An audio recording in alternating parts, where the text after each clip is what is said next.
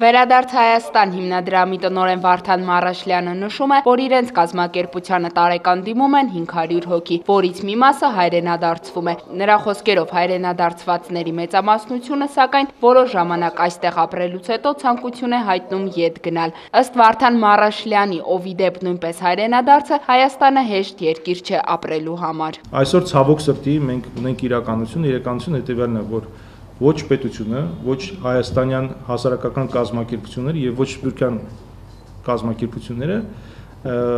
ոչ մեկը չունեն հայրենադարձությունը որպես օրակարգային հարց։ Սփյուռքի նախարարությունը ունի հայրենադարձության խթանելու հարցը որպես հիմնական խնդիրներից մեկը։ Նախարարությունը ներկայացրել է օրինակ օրենքի նախագիծ հայրենադարձության վերաբերյալ, բայց այդ օրենքը քնած վիճակում է, մոտ 2 տարի է ազգային ժողովում նույնիսկ քննարկումների փուլ չի անցել, որը ցավալի է։